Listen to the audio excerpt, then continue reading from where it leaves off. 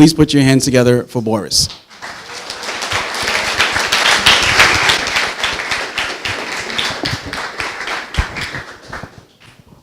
Thank you. Thank you for having me. It's pretty tough to come after Jeff. He's an incredible speaker, so I'm going to do my best. So today in my presentation, is it up here? Great. I'm going to jump around a little bit. Jeff covered a lot of the preliminary data, so I'm going to focus a little bit on talking further about what he touched on at the end, the Entourage Effect, whole plant cannabis, and the philosophy that we put behind our products at Pop and Barkley. Talk a little bit about the history of cannabis medicine, a little bit different than what Jeff talked about, and then finally talk to you guys a little bit about delivery systems, and I will answer questions at the end, so I'm going to try to keep my remarks to about 10 or 12 minutes and allow you guys to ask a lot of questions, because I'm sure you have some. But before I get into it, I want to survey the room a little bit. Who here would say they have complete novice experience with cannabis? They're just learning, they don't know anything in their own opinion? Raise your hands. I'm sorry? I'm not a cop.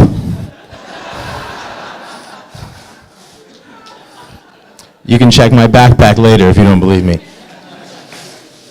I'm sorry, so that was very few. So how many people here think they have sort of an intermediate knowledge of cannabis and cannabinoids? Yeah, after Jeff's speech, you probably should all be intermediates. And how many here think they're experts?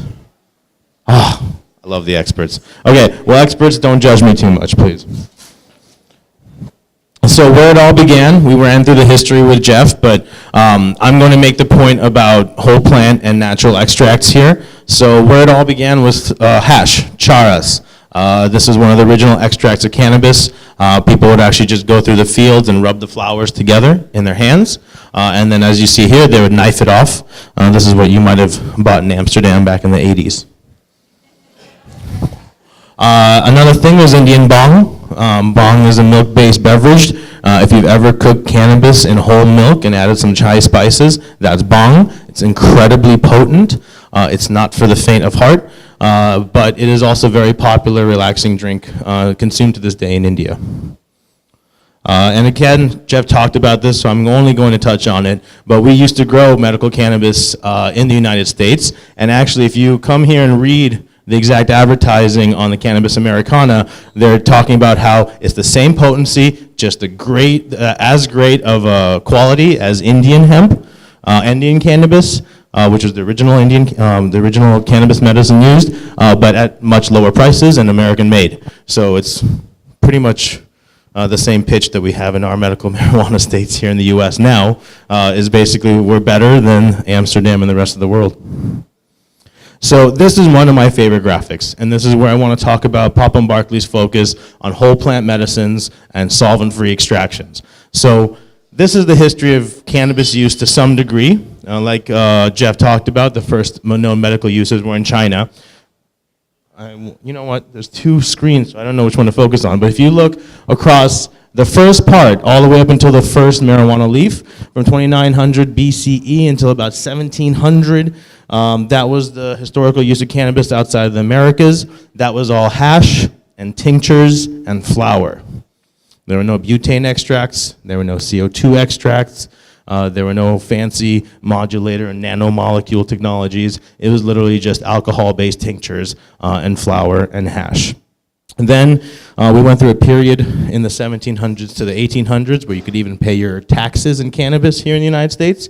It was known as hemp, but you could actually bring pounds and barrels and bales of hemp to your tax office in lieu of cash payment, because it was considered a very important commodity in the United States for rigging of for sales and rigging on ships. And finally, if you look right here in the 70s, is where we first started getting the first instances of hash oil. Into the 2000s is where we started getting the first instances of processed oils. So where we started using butane, propane, to extract the oils in cannabis. And then finally, in about 2010, 2011, we started using CO2. My whole point in going through this is that for thousands of years, the medicine in cannabis was naturally extracted, did not use solvents except for maybe alcohol and tinctures, and for the most part, we used hash and flower as in medicinal applications.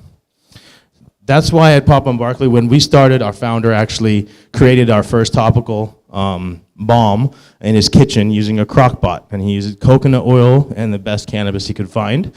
And he made it for his father, who was actually on hospice with debilitating back pain.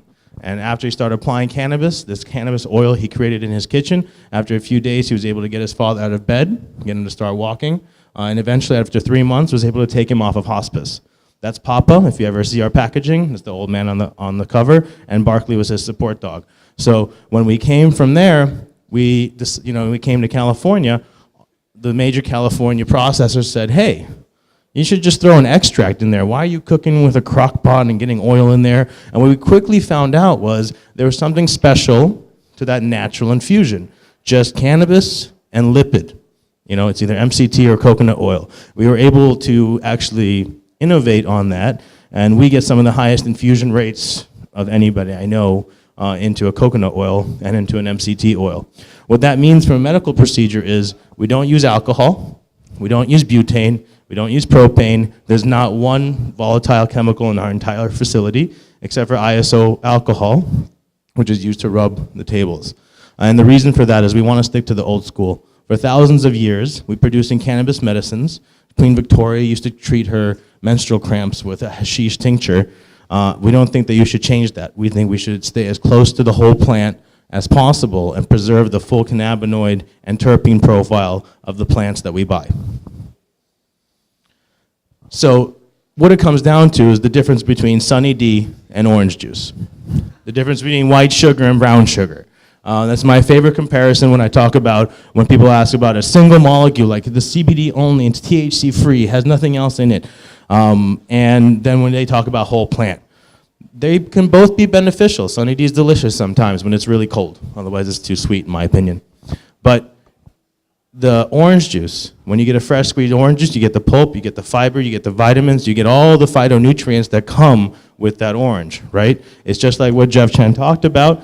When you eat actually the whole foods, they're much better than the processed power bars, right? It's the same idea. So we bring that philosophy to all of our products, and you'll see that the cannabis market is very much ahead of the research. Most of the research done is on single molecules. People are getting rowdy back there.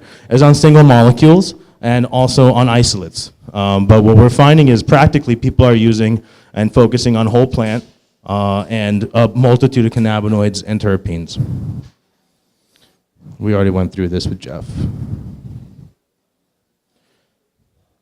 So finally, the only thing I'll say on the Entourage Effect here is that it is the idea that all the cannabinoids and terpenes work together, and working together, they work more effectively than any one of them individually. And that's the basic point. Now to delivery methods. Has anyone here ever used topicals? I'm getting hot. It's hot up here. So, I can't imagine. See, in California we have it dry, so it's not as bad. Here it's just nasty. So, topicals. Topicals are not transdermal. That's something important to remember. So when you use a topical, it's literally for topical pain relief. So we have a balm, we have a massage oil, we have a bath soak. Really quickly on the bath soaks and the bath bombs of cannabis, don't buy the bath bombs, buy a soak, because just putting it in the water does nothing. You have to actually rub it into your skin for it to absorb. So you want to rub the bath soak into your skin, so don't buy the bombs, buy the actual soaks. But in any case, a topical delivery will not get into your bloodstream. So with a topical, if it has even a lot of THC in it, you will not get high, no matter how much of it you put on to yourself.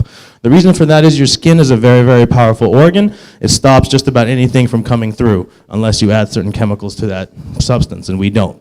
So with a topical, it's for topical pain relief. That means it works on the pain receptors at the point of where you're experiencing pain, if it's in your shoulder or in your joints or in your knee. And once you rub that in, it's going to numb the response of those receptors and the signals that they're sending to your brain. So the pain doesn't go away. You know, if you don't feel the arthritic pain in your knees after rubbing on a topical, don't go jumping on a trampoline. You're going to feel that later, but it will numb the feeling of that pain. Transdermal, we have some products that are patches. They're transdermal patches. They come in a variety of cannabinoid ratios, and these are transdermal. We mix them with an oleic acid and a mineral oil, and those two substances allow it to penetrate your skin. Those actually microdose usually into the skin, about 2 milligrams per hour for about 12 to 13 hours. These are great for pain relief, great for inflammation, great for general aches and pains around the body, and it's very, very good for nerve pain, but it will get into your bloodstream. You will test positive for cannabis if you use this on a daily basis. So if that's something that you're concerned with, patches are probably not a way to go. You should probably stick to the topicals. Sublingual. This is very different from edible. This is very important. So sublingual means, and usually that's actually a misnomer too, the best place to put a tincture is between your cheek and your gum. So it's actually not under your tongue. It's most absorbent between your cheek and your gum. It's a common misnomer that put it under your tongue. But a sublingual is something you want to put in there, wait for about 10 or 20 seconds for it to absorb. And then it will absorb if it's made with the right, if you buy ours, it will absorb. I won't talk about others. But the MCT that we use is super absorbent, so within 10 or 15 seconds, it will absorb directly. This is the most analogous thing to smoking without smoking. When you smoke, it goes into your lungs, directly into your bloodstream, directly into your brain. When you take a sublingual, it goes into your mouth, directly into your bloodstream, directly to your brain. The effect is within 10 or 15 minutes, just like smoking, and the effect will last about as long as smoking does. Now, if you swallow a tincture without letting it sit in your mouth, then it becomes an edible, oral or ingested. Now, we use capsules, and that's what we sell. We don't actually sell edible products. We like to sell pain management products that appeal to a wide audience, and snickerdoodle cookies infused with THC don't quite do that. So we focus on more of a traditional capsule approach, but even these, when you ingest them, and if they have delta-9 THC, which is what gets you high when you smoke it, it will become 5 times more potent inside your body. The reason for this is that delta-9 THC converts to delta-11 hydroxy THC, and that is a compound that's 5 times more potent and more psychoactive than regular THC. This is why you should watch your dose. Go low and slow. Start low and go slow is really what they say with cannabis. You want to start maybe 5 milligrams for an edible, wait 2 hours if you've never done it before, and see how you feel. Go up from there in 5 milligram increments. But edibles are the one place where once you know what you're doing, they can be great. They can be great for all-day pain relief. You don't have to be vaping on your pen all the time. They last much longer. But if you don't know your dose, they can be the worst thing that happened to you. Horrible. One of my first nights in California when I moved there, I don't know why I did this, but I was at a dispensary when we were doing an education event, and these bud tenders talked me into buying a 250 milligram edible. Now, I'm a heavyweight, so I can take a lot. I usually can take 50 or 75. I was like, screw it, let's see what happens. I'm in Cali. I know I can't die, right? So I took it, and I was up for the next 9 hours cleaning the house I was staying in for no reason except for it just felt like a good idea. Now, the landlord was totally excited about it, but I was exhausted up till 6 a.m. and then went to my flight. So it wasn't that bad for me. I've heard people completely freak out. Maureen Dowd from the New York Times had an amazing little article about how she took way too much in Denver and couldn't get out of her room. So be careful. If you take too much of an edible, it will affect you very, very badly. Smoking and vaping, I put them together here, but they're very, very different. And there's different types of vaporization. So smoking is traditional. We know that. It's smoking a joint. I love it, but it's not the most efficient way to ingest cannabinoids. You lose 70% of the active cannabinoids in the cannabis you're smoking when you put fire to it. That's because the heat of the flame is much higher than the activation point of the cannabinoids. So with vaping, you actually only lose anywhere from 10 to 15% of the cannabinoids. So with vaping, for flower, you actually use a lot less flower to get the same effect that you would from smoking the same flower. There's also vaping of oils. So you see the vape pens or the extracts. That's basically an extract of cannabis that you heat up to a much lower temperature, so 400 to 500 degrees rather than like 1200 degrees, which is what a joint would be. and you inhale the essential oils from that. So that's more of a vaporization, or what we call high temperature vaporization. This is similar to tinctures, as everybody that's in this room has probably at least tried smoking once, so I'm not gonna go over this too much. 10 or 15 minutes, it onsets, and then it works. Product selection. A lot of people ask me, how should you select your products?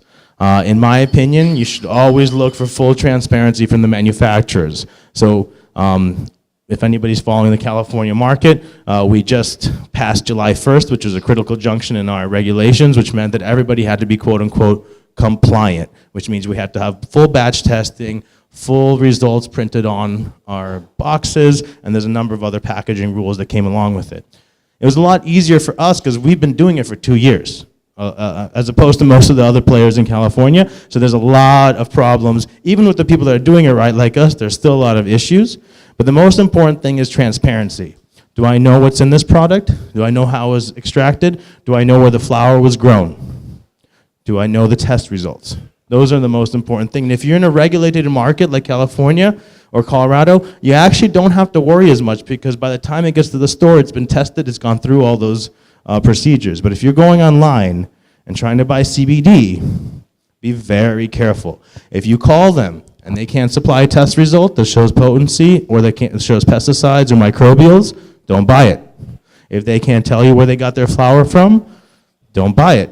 I would implore you to focus on US grown hemp and support American farmers, and not buy industrial hemp waste from China and Eastern Europe. So I would implore you to support that as well.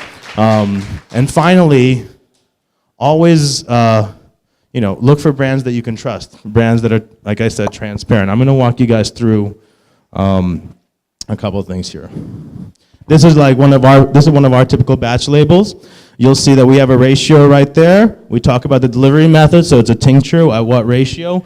We also have the total milligrams of cannabinoids at the very, very bottom. That's the total. And then on our batch label, we break it out between all the major cannabinoids per gram, and then the total cannabinoids per package. Small insider tip. Divide the dollar that you're going to pay for it over the total amount of cannabinoids in the package to see what you're really paying. Because sometimes you'll see $160, sometimes you see $80, sometimes you'll see $250. You don't know the difference, right? It's all potency, or it's marketing. And you have to make sure that if it's just marketing, you don't buy that. You want to buy the most potent product at the lowest price. So always take your dollar value of the whole product and divide it by the total milligrams in that product. That's all I really wanted to cover on dosing and on different delivery systems. I'd love to open it up for questions. I really appreciate all of your time again, and thank you.